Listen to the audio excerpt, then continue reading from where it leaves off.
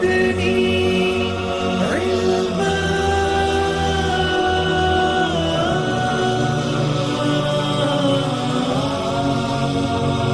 رب زدني علما.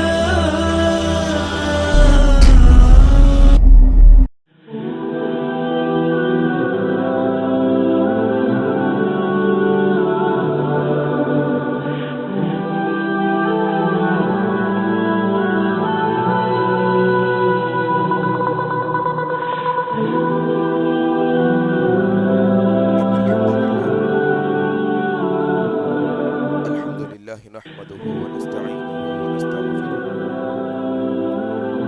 ونعوذ بالله من شرور أنفسنا ومن سيئات أعمالنا من يهده الله فلا مضل له ومن يضلله فلا هادي له أشهد أن لا إله إلا الله وحده لا شريك له وأشهد أن محمدا عبده ورسوله أما بعد فإن خير الحديث كتاب الله وخير الهدي هدي محمد صلى الله عليه وسلم وشر الأمور محدثاتها وكل محدثة بدعة وكل بدعة ضلالة وكل ضلالة في النار. قال الله تبارك وتعالى أعوذ بالله السميع العليم من الشيطان الرجيم من همزه ونفقه ونفثه بسم الله الرحمن الرحيم. يا أيها الناس اتقوا ربكم الذي خلقكم من نفس واحدة وخلق منها زوجها وبث منهما رجالا كثيرا ونساء واتقوا الله الذي تساءلون به والأرحام إن الله كان عليكم رقيبا. يا أيها الذين آمنوا اتقوا الله حق تقاته ولا تموتن إلا وأنتم مسلمون. يا أيها الذين آمنوا اتقوا الله وقولوا قولا سديدا يصلح لكم أعمالكم ويغفر لكم ذنوبكم ومن يطع الله ورسوله فقد فاز فوزا عظيما. أعوذ بالله من الشيطان الرجيم رب اشرح لي صدري ويسر لي أمري واحلل عقدة من لساني يفقه قولي آمين يا رب العالمین. بزرگ دوستو، عزیز ساتھی اور پردہ نشین ماؤں بہنوں، آج کے اس جمعہ کا خطبے کا آغاز میں اللہ تبارک و تعالیٰ کی حمد و ثنا سے کرتا ہوں کہ ہر طرح کی حمد و ثنا، بڑائی اور کبریائی خالصتاً اللہ وحدہ لا شریک کے لائق اور زیبا ہے، جس کے قبضہ قدرت میں اس کائناتوں کا ذرہ ذرہ ہے. غرض اسی کے حکم سے بدلتے ہیں یہ موسم، اسی کے حکم سے برستے ہیں یہ بادل. اللہ لا الہ الا هو الحی القیوم. اس مختصر سی اللہ کی تعریف کے بعد بے شمار درود و سلام ہو جناب محمد الرسول اللہ صلی اللہ علیہ وسلم پر. اللہم صلی علی محمد وعلی آل محمد كما صليت على إبراهيم وعلى آل إبراهيم إنك حميد مجيد. اللهم بارك على محمد وعلى آل محمد كما باركت على إبراهيم وعلى آل إبراهيم إنك حميد مجيد. اور اس کے بعد بے شمار رحمتیں اور برکتیں ہوں آپ صلی اللہ علیہ وسلم کے تمام اصحاب پر. بزرگ دوستو، عزیز ساتھی اور پردہ نشین ماؤں بہنوں، جس طرح سے آپ تک بات پہنچائی گئی کہ آج کا جمعے کا خطبہ ہم کس کو راضی کرنا چاہتے ہیں کہ عنوان پر ہوگا انشاءاللہ. بات دراصل یہ ہے کہ آج آپ کی اور میری زندگی اتنی غفلتوں کا شکار ہو گئی، اتنے غافل اور یہ دنیا کے اتنے دل دادا ہو گئے کہ ہماری زندگیوں سے یہ تصور بھی ختم ہو گیا کہ آیا ہمارا رب راضی ہوگا کہ بھی نہیں ہم سے، آیا اللہ کی مرضی میں میری مرضی مل رہی ہے کہ نہیں. بلکہ ہماری زندگیوں کا معاملہ، ہماری زندگیوں کا سارا فلسفہ، سارا کا سارا تصور انہی باتوں پر منحصر ہو گیا ہے کہ آیا کوئی ٹیچر ہے تو وہ چاہتی ہے کہ بچوں کے پیرنٹس جو ہوتے ہیں وہ راضی ہو جائے، بس میرا اسکول چل جائے گا۔ کوئی تاجر ہے، بیچنے والا ہے، وہ چاہتا ہے کہ اس کے گاہک راضی ہو جائے، بس معاملہ سٹ ہے۔ کوئی بیوی ہے، یہ چاہتی ہے کہ اس کا شوہر اس کے اپنے قابو میں رہے، اس کی مرضی میں رہے، بس کافی ہے اس کے لیے۔ دوست ہے تو دوست کی مرضی چاہتا ہے، بھائی ہے تو بڑے بھائی کی مرضی چاہتا ہے، ہاں رشتہ دار ہے تو رشتہ دار کی مرضی چاہتا ہے۔ ہر کوئی اپنے زندگی کے اندر کسی نہ کسی کو راضی کرنے کی کوشش کرتا ہے اور اس کی مرضی حاصل کرنے کی کوشش کرتا ہے، لیکن یہ تصور ہماری زندگیوں سے بہت دور ہو چلا ہے کہ آیا رب تعالیٰ کو ہم راضی کرنا چاہتے ہیں۔ دیکھ لیجئے آپ کی میری زندگیوں کو کھنگال کر، زندگی میں کوئی چیز کرنا چاہتے ہیں، کوئی کام کرنا چاہتے ہیں تو فوراً دماغ میں آئے گا لوگ کیا کہیں گے، لوگوں کی کیا مرضی ہے، کیا وہ راضی ہوں گے کہ نہیں ہوں گے۔ کم پیسوں والی شادی کر لوں گا، دھوم دھام نہیں کروں گا، زیادہ کھانے نہیں بناؤں گا، بڑا فنکشن ہال نہیں لوں گا تو لوگ راضی ہوں گے کہ نہیں ہوں گے، کوئی رشتہ دار راضی ہوگا کہ نہیں ہوگا، فلانا۔ دیکھیے اب ساری زندگی ہماری نکال کے دیکھ لیجئے گا، ہم کام کرنے سے پہلے لوگوں کی مرضی کا تذکرہ کرتے ہیں۔ کوئی ایسا اللہ کا بندہ الا ماشاءاللہ کوئی ہوگا جو یہ کہتا ہوگا میں یہ کام کرنا چاہتا ہوں، کیا اس میں اللہ کی مرضی ہے کہ نہیں ہے؟ اللہ کی مرضی سیدھے سیدھے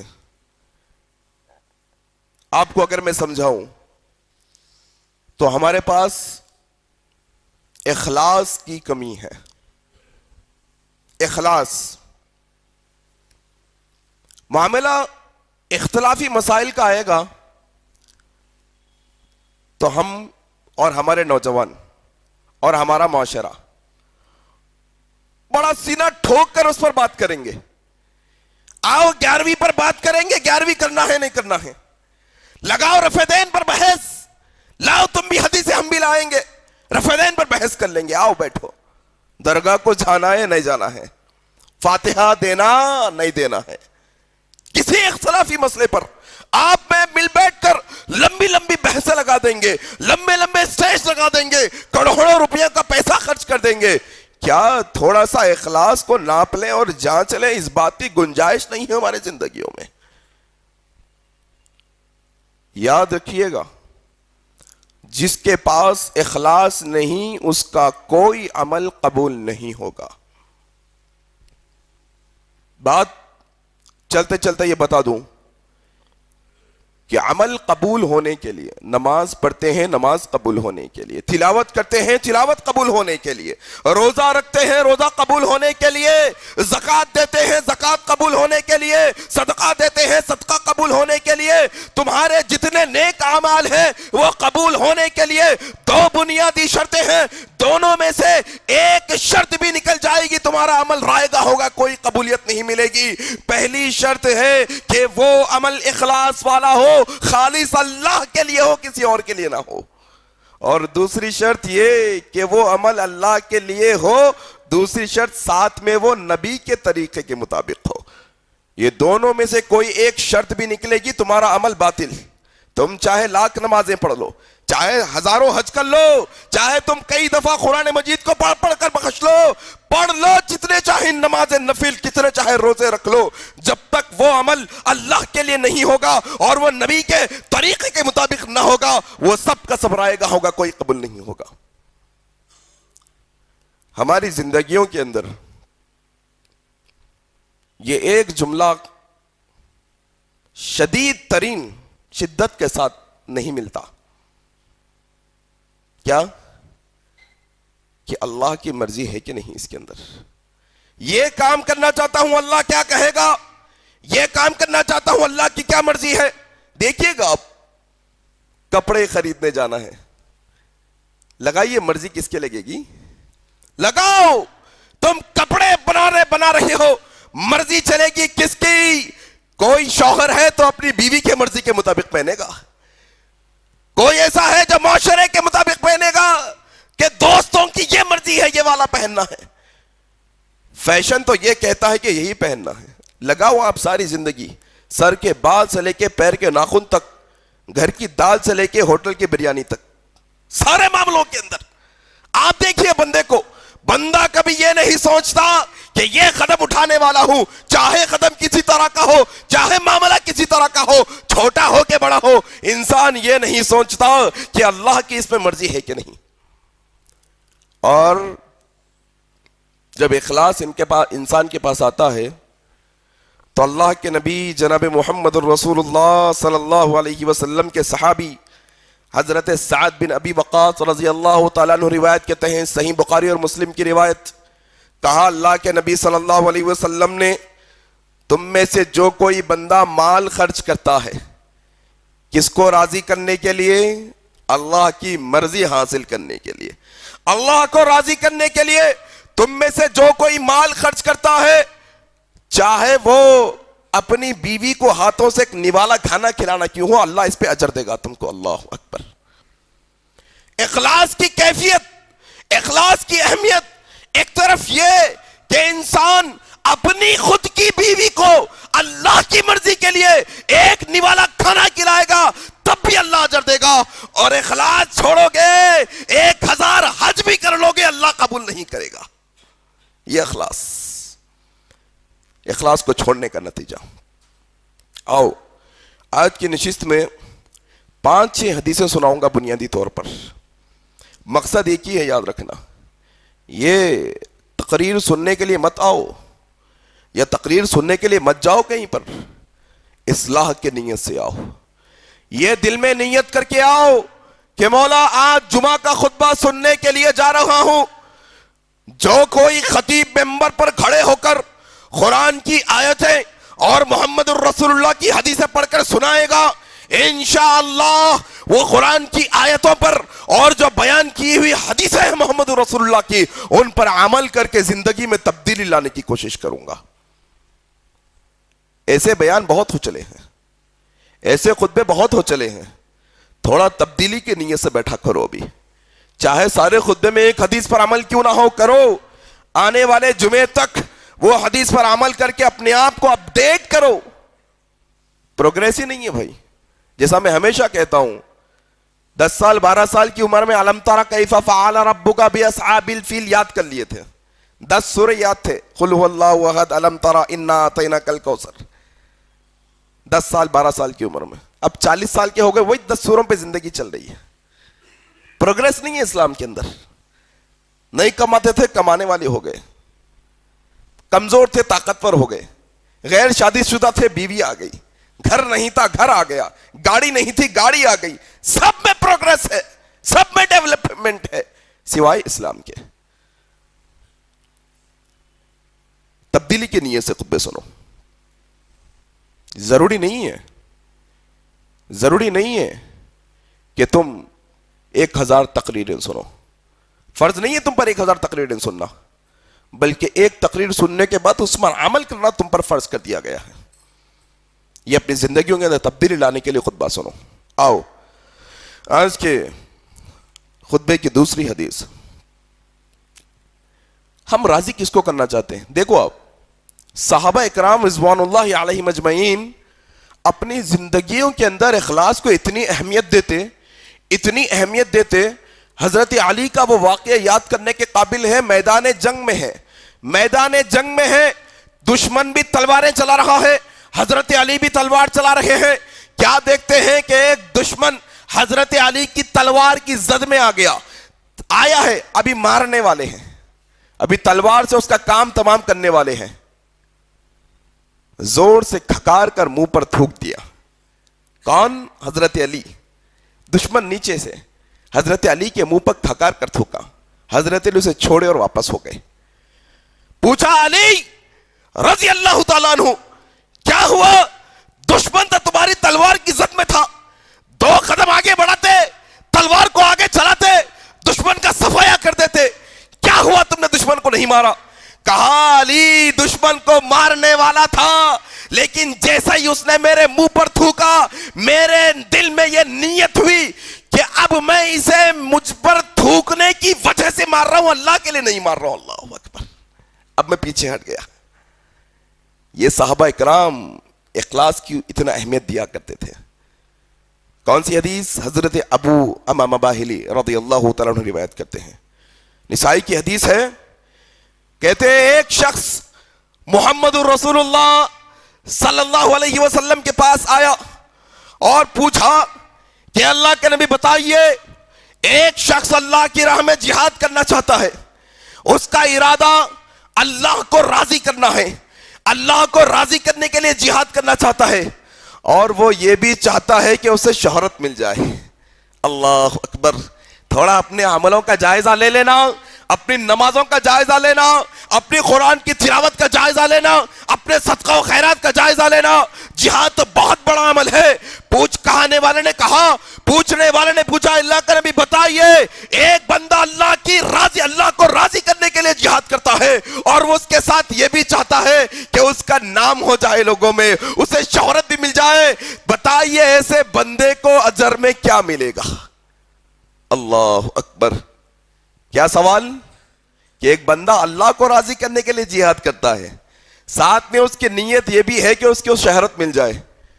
سوال 3 دفعہ دہرایا گیا، 3 دفعہ سوال دہرایا گیا، نبی بتائیے اس بندے کو کیا ملے گا؟ اللہ کے نبی جناب محمد رسول اللہ صلی اللہ علیہ وسلم نے تینوں سوالوں کے جواب میں کہا، اسے کچھ نہیں ملنے والا ہے۔ اللہ اکبر! اسے کچھ نہیں ملنے والا ہے، اسے کچھ نہیں ملنے والا ہے۔ اللہ اکبر! جانتے ہیں جہاد کرنا کیا ہے؟ بھائی یہ ماڈرن دور کا جہاد نہیں، یہ ISIS کر رہی ہے، یہ القاعدہ کر رہی ہے، یہ تنظیمیں ہم انہیں جو ہے نا جہاد نہیں مانتے، ہم انہیں، یہ تو غیر اسلامی حرکتیں کر رہے ہیں، یہ اسلام کا حصہ نہیں۔ یہ جو آرگنائزیشنز کر رہی ہے وہ جہاد تو صحابہ کا جہاد ہوا کرتا تھا۔ کیسا جہاد؟ جہاد ایسا، اللہ کے نبی صلی اللہ علیہ وسلم کہتے ہیں کہ مجاہد جو جہاد میں جاتا ہے اس کا قطرہ خون زمین پہ گرنے سے پہلے اللہ اس کے سارے گناہوں کو معاف کر دیتے ہیں۔ اللہ اکبر! 70 حوریں دی جائیں گی قیامت کے دن جہاد کرنے والے کو، شہید ہونے والے کو۔ اتنا بڑا عمل ایک بندہ کر رہا ہے اور اس کی نیت اتنی ہے کہ جہاد تو اللہ ہی کے لیے کر رہا ہے، لیکن ساتھ میں چاہتا ہے تھوڑا مشہور بھی ہو جاؤ، تھوڑا نامور بھی ہو جاؤں، تھوڑی شہرت بھی مل جائے۔ نبی نے 3 دفعہ بھی کہا کچھ نہیں ملنے والا اس کو۔ اللہ اکبر! نیت درست کرنے کی ضرورت ہے، اخلاص پیدا کرنے کی ضرورت ہے ہمارے کاموں کے اندر، سارے کاموں کے اندر۔ آؤں دوسری حدیث آج کی، مستدرک حاکم کی حدیث، جس کے راوی حضرت عبداللہ بن عباس رضی اللہ تعالیٰ عنہ ہیں۔ کہا ایک شخص آیا اور اللہ کے نبی صلی اللہ علیہ وسلم سے کہنے لگا کہ اللہ کے نبی صلی اللہ علیہ وسلم، میں عمل کے ایک ایسے اونچے درجے پر فائز ہونا چاہتا ہوں کہ اللہ کی رضا مجھے مل جائے، اللہ مجھ سے راضی ہو جائے۔ اے اللہ کے نبی، میں عمل کے ایسے درجے پر فائز ہونا چاہتا ہوں کہ اللہ مجھ سے راضی ہو جائے، اور میں چاہتا ہوں کہ اس کا علم لوگوں کو بھی ہو جائے۔ اللہ اکبر! وہ بندہ سوال کر رہا ہے، نبی کی بارگاہ میں بیٹھ کر پوچھ رہا ہے، نبی بتائیے، میں چاہتا ہوں کہ عمل کے ایسے اونچے درجے پر فائز ہو جاؤں کہ رب کی رضا مجھے حاصل ہو جائے، اور میں چاہتا ہوں کہ وہ درجہ لوگوں کو بھی معلوم ہو جائے۔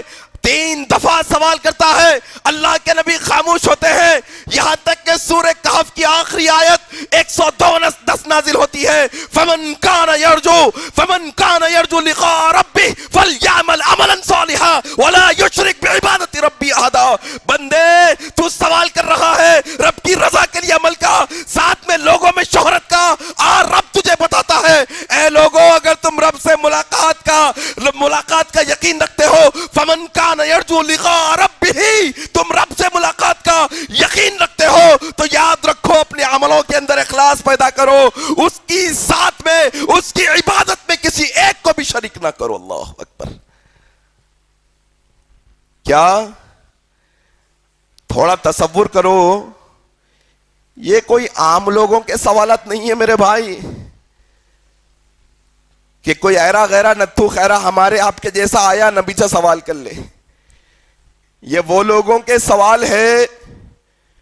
اللہ کے نبی صلی اللہ علیہ وسلم نے کہا کہ اللہ سبحانہ و تعالی نے جتنے انسان یہ کائنات کے ہیں، آدم علیہ السلام سے لے کے آخری بچہ پیدا ہونے والا، یہ سارے لوگوں کے دلوں کو دیکھا، ان میں سب سے زیادہ جن کے دل اچھے تھے ان کو نبی بنایا، سب سے اچھے دل والے، اور اس کے بعد جس کے دل سب سے اچھے تھے ان کو میرے صحابہ میں شامل کیا۔ اللہ اکبر! یہ آسمان سے چنے ہوئے بندے ہیں صحابہ، آپ کے میرے جیسے عام لوگ نہیں ہیں۔ یہ اللہ کے نبی نے کہا کہ تم احد پہاڑ کے برابر سونا خیرات کرو، میرے صحابہ ایک مٹھی اناج خیرات کرے تب بھی برابر ہی نہیں کر سکتے تم صحابہ کی۔ یہ وہ صحابہ کے سوالات ہیں۔ اللہ اکبر! کیا ان کی نیتوں پہ ہم شک کر سکتے ہیں؟ جنہوں نے اپنے خون کا آخری خطرہ بھی اسلام کے لیے قربان کر دیا، جنہوں نے اپنے بیوی بچوں کا اسلام کے لیے قربان کیا، جنہوں نے اپنے مال دولت گھر جاگیر رشتہ دار دوست احباب محلہ علاقہ ملک سب کچھ قربان کر دیا اسلام کے لیے، یہ وہ صحابہ کے سوالات ہیں۔ کہا نہیں، اخلاص کا معاملہ آئے گا تو کسی کو بخشا نہیں جائے گا۔ نہیں، اخلاص کا معاملہ تو وہ ہے کہ بندہ اگر اللہ کے لیے کرتا ہے، نہ تو وہ شہرت چاہتا ہے، نہ تو وہ لوگوں کے اندر ناموری چاہتا ہے، نہ تو وہ لوگوں کی مرضی چاہتا ہے، بس وہ عمل کے اندر سوائے ایک اللہ کی ذات کے کچھ اور نہیں ہوتا، ایسا عمل قبول ہونے والا ہے۔ اللہ اکبر! کیسا عجب معاملہ ہے۔ داڑھی رکھتے ہیں، ٹھیک ہے، اسلامی حلیہ بنا لیتے ہیں، نمازیں پڑھ لیتے ہیں، ایسے بڑے بڑے گٹے آتے ہیں۔ میں سب کو نہیں کہہ رہا، ہم کسی کی نیت کو نہیں جانتے، ہم کسی کی نیت کو نہیں جانتے، بس ہمارا کام ایک آئینہ لا کر سامنے رکھنا ہے۔ جو کوئی یہ عمل میں ملوث ہے، چاہے میں کیوں نہ ہوں، اس سے بچنے کی ضرورت ہے۔ تھوڑا سا عملوں کا جائزہ لینا کہ وہ صحابہ کو نہیں چھوڑا گیا اخلاص میں ذری سی بھی جھول پر۔ اپنے نیتوں کی اصلاح کرو، یاد رکھو نیت۔ جب انسان نماز پڑھتا ہو تو دماغ میں رب کے علاوہ کوئی اور خیال ہونا ہی نہیں چاہیے۔ ریا، دکھاوا اس کو کہتے ہیں۔ آج بھرمار ہے بھائی، بھرمار جانتے ہیں آپ؟ لوگ اپنے گھر کی تعمیر کرتے ہیں کہ نہیں کرتے ہیں؟ بلڈنگ بناتے ہیں، چاہتے ہیں کہ اس کا جو نقشہ ہے وہ بڑا زبردست لگے۔ کس کے لیے؟ بھائی بندہ تو گھر کے اندر ہوگا، باہر کا نقشہ تو اسے دکھے گا ہی نہیں۔ کس کے لیے؟ لوگوں کے لیے، لوگوں کے لیے۔ آج سود کے اندر، سود کے دلدل میں پھنسے ہوئے ہیں۔ بھائی کالج کو جا رہا بچہ، چھوٹی موٹی نوکری کر رہا، 8-10 ہزار روپے کی نوکری ہے، 2 لاکھ کی گاڑی خرید لیا۔ کہاں سے لیا؟ بھائی سود سے اٹھا لیا۔ 2 لاکھ کی گاڑی تھی، 30,000 بند دیا، انسٹالمنٹ پہ اٹھا لیا۔ ریزن کیا ہے؟ ذرا سا بلیٹ پہ بیٹھ کے پھروں تو تاکہ لوگوں کو دکھے میں بھی کچھ ہوں۔ ایک عمل اٹھا کے دیکھ لیجئے گا آج کہ لوگوں کو دکھانے کے لیے، لوگوں کی مرضی، لوگوں کی رضامندی، معاشرے کی مرضی، معاشرے میں کیا چل رہا ہے وہ شادی بیاہ ہوتی ہے، انسان طرح طرح کے کھانے رکھتا ہے اس میں۔ جانتے ہیں جو دلہا اپنے ولیمے میں اتنے قسم کے کھانے رکھتا ہے وہ خود نہیں کھاتا، جانتے ہیں نا؟ وہ خود نہیں کھا پاتا۔ کس کے لیے رکھا ہے؟ لوگوں کے لیے، تعریف ہو جائے۔ شادی گھر کے سامنے بھی ہو سکتی ہے، چھوٹے فنکشن ہال میں بھی ہو سکتی ہے۔ نہیں بھائی 4-5 لاکھ کا ایک شادی خانہ لے لوں گا، کیا ہوگا اس سے؟ لوگوں کے اندر رضامندی، لوگ خوش ہو جائیں گے، لوگ تعریف کریں گے۔ یہ تو دنیاوی چیزیں بتا رہا ہوں، اسلامیات پہ آؤں گا تو وہ ساری چیزیں نکل کے آئیں گے۔ پھر اپنی عملوں کی اصلاح کرو، اپنے نیتوں کی اصلاح کرو، یاد رکھنا وہ عمل قبول نہیں ہوگا۔ آؤ جانتے ہیں نا شرک، شرک شرک کیا ہے وہ سمجھ لو۔ ایک ہوتا ہے کافر اور ایک ہوتا ہے مشرک. کافر کا معنی ہوتا ہے انکار کرنے والا. کس کا انکار کرنے والا؟ شریعت کے جتنی فرض اور اہم چیزیں ہیں ان میں سے کسی چیز کا انکار کرے گا کافر ہو جائے گا. اللہ کا انکار کرے گا کافر ہو جائے گا. اللہ کے نبی کا انکار کرے گا کافر ہو جائے گا. تقدیر کا انکار کرے گا, قرآن مجید کا انکار کرے گا, قیامت کے دن کا انکار کرے گا, کافر. ایک ہوتا ہے مشرک. مشرک کا معنی ہوتا ہے شریک کرنے والا, ایڈ کرنے والا. ایڈ کرنے کے لیے پہلے سے کوئی چیز چاہیے تو اس میں ایڈ کرے گا نا. ملانے کے لیے کوئی چیز پہلے سے چاہیے. دودھ ہے, ملانے کے لیے کوئی اور چیز, دودھ کا پاؤڈر لا لیجئے, دودھ میں پانی لا لیجئے. شرک کرنا, شریک کرنا, مطلب یہ ہوا پہلے سے کوئی چیز مانتا ہے, اس میں کسی کو ایڈ کر رہا ہے. کس کو مانتا ہے؟ اللہ کو. اللہ کو مانتا ہے لیکن ساتھ میں کسی کو ایڈ کر رہا ہے, اس کو شرک کہتے ہیں. اور سارے گناہوں میں شرک ایسا گناہ ہے جس کے بارے میں اللہ نے سورہ نساء میں صاف لفظوں میں کہہ دیا, اعوذ باللہ من الشیطان الرجیم, ان اللہ لا یغفر ان یشرک بہ ویغفر ما دون ذلک لمن یشاء. اللہ سبحانہ و تعالی چاہے تو تمہارے چھوٹے موٹے دوسرے گناہوں کو معاف کر دے, لیکن اللہ کی ذات و صفات اور عبادت میں شرک کو اللہ کبھی معاف نہیں کرے گا. یہی مشرک کے تعلق سے اللہ تبارک و تعالی نے سورہ مائدہ کی آیت نمبر 72 میں 72 میں کہا, انہ من یشرک باللہ فقد حرم اللہ علیہ الجنہ. جو کوئی بھی اللہ کے ساتھ کسی کو شریک کرے گا اللہ اس پر جنت کو حرام کر دیں گے, جنت میں نہیں جائے گا وہ شخص. جانتے ہیں یہ شرک کتنا خطرناک ہے؟ یہ شرک وہی شرک ہے جس کی وجہ سے نوح علیہ السلام کا بیٹا جہنم میں. یہ شرک وہی شرک ہے جس کی وجہ سے ابراہیم علیہ السلام کے والد جہنم میں. یہ شرک وہی شرک ہے جس کی وجہ سے محمد الرسول اللہ صلی اللہ علیہ وسلم کے تتا تبت یدا ابی لہب وتب پڑھ لینا جا کر کے. اور تم سمجھتے ہو, ہم سمجھتے ہیں کہ ہمارے خاندان والے شرک میں یہ دلدل میں لت پت رہے, وہ شرک پر شرک کرتے رہے اور جنت میں ہم ساتھ مل کر بیٹھیں گے ان کے ساتھ. مسلمانوں اور مشرکوں کا کوئی ملن نہیں ہے قیامت کے دن, یاد رکھنا. مشرک جہنم میں رہیں گے, مسلمان مومن جنت میں رہیں گے, یاد رکھنا. شرک, اللہ کے علاوہ کسی اور کو سجدہ کر دینا کیا ہے؟ شرک ہے. اللہ کے علاوہ کسی اور کے لیے نماز پڑھ لینا کیا ہے؟ شرک. اللہ کے علاوہ کسی اور کے نام کا روزہ رکھ لینا یہ کیا ہے؟ شرک. اللہ کے علاوہ کسی اور سے نظر مان لینا, نظر ماننا. نظر کا مطلب ہوتا ہے کہ اے اللہ تو مجھے بیٹا عطا کرے گا تو اس کے بدلے میں 2 بکرے اللہ کی راہ میں قربان کروں گا. اے اللہ اگر تو مجھے بیٹی عطا کرے گا میں 100 لوگوں کو کھانا کھلانے کی نظر مانتا ہوں. اے اللہ تو مجھے فلاں نعمت عطا کرے گا, اے اللہ تو مجھے یہ ایگزام میں پاس کرا دے گا, آسانی کر دے گا, میں پاس ہو جاؤں گا تو میں 2 دن کے روزے رکھوں گا. اس کو نظر کہتے ہیں. اور اللہ سے نظر ماننا جائز ہے. اور اگر یہی معاملے میں نظر میں اللہ کو ہٹا کے کوئی ولی, کوئی پیر, کوئی مرشد کوئی آ جائے شرک ہو جائے گا. وہ کسی اور کے لیے نظر و نیاز اور منت نہیں مانگ سکتے.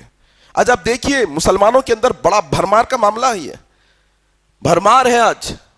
جھٹپٹ بی کی درگاہ پہ نظر مانی جاتی ہے جا کر کے کہ اولاد اگر ہو گئی تو وہاں جا کر فلانا کام کریں گے.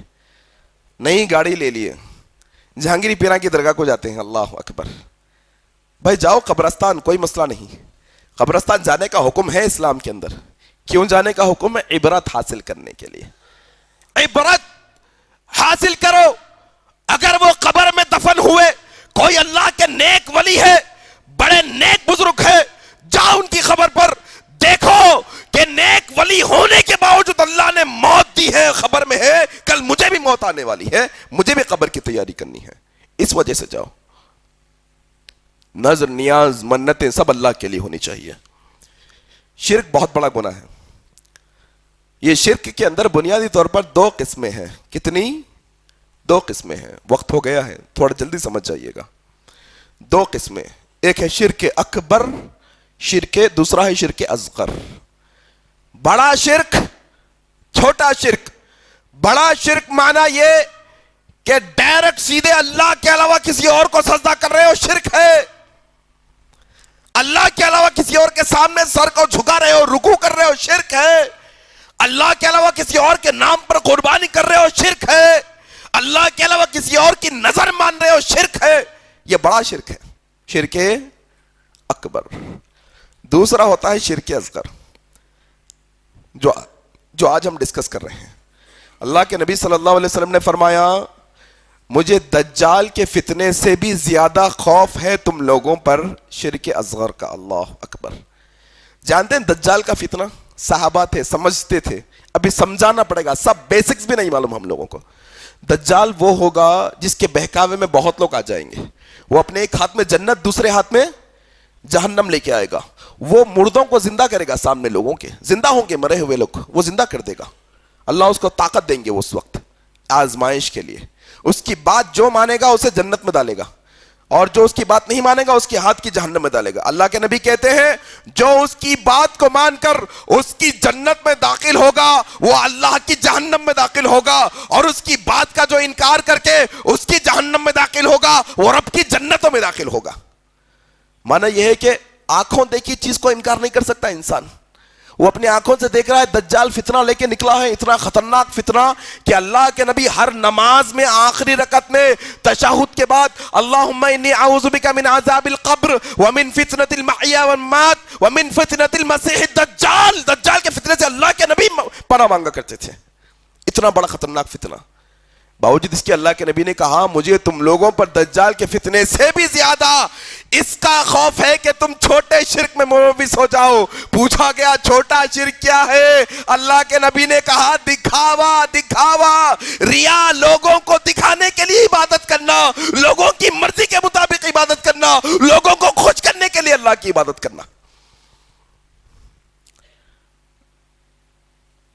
ذرا نمازی کہلا لو معاشرے کے اندر. تھوڑے ایسے لوگوں کو بھی ہم نے دیکھا ہے، یہ میرا اپنا ذاتی تجربہ ہے، ہو سکتا آپ نے دیکھا ہو یا نہ دیکھا ہو. لڑکا ہے، ایک رشتے ڈھونڈ رہے ہیں، نہیں مل رہے. ابھی تک لت خوری میں تھے، نشے بازی میں تھے، جوئے سٹے میں تھے، آوارہ گیری کیا کرتے تھے. رشتہ آ رہا ہے، انکوائری ہو رہی ہے، ریجیکٹ. اب بندہ بولا نہیں بس ذرا نیک بننا پڑتا شادی کرنے کے واسطے. بندہ کیا کرا، تھوڑے دن کے واسطے سب چھوڑ چھاڑ کے نمازوں کو آنا شروع کر دیا. ریزن کیا ہے؟ شادی. اللہ کو راضی کرنا نہیں. دیکھا ہے ہم نے بہت لوگوں کو دکھانے کے لیے عمل کرنا، یہ بھی شرک ہے، جس کے سیدھے سیدھے الفاظ اللہ کے نبی صلی اللہ علیہ وسلم کی یہ حدیث جو مسند احمد کی ہے، شداد بن عوس رضی اللہ تعالیٰ عنہ روایت کرتے ہیں اللہ کے نبی صلی اللہ علیہ وسلم نے فرمایا من صلی یرائی فقد اشرک، جو کوئی بھی دکھانے کے لیے نماز پڑھا اس نے اللہ کے ساتھ شرک کیا.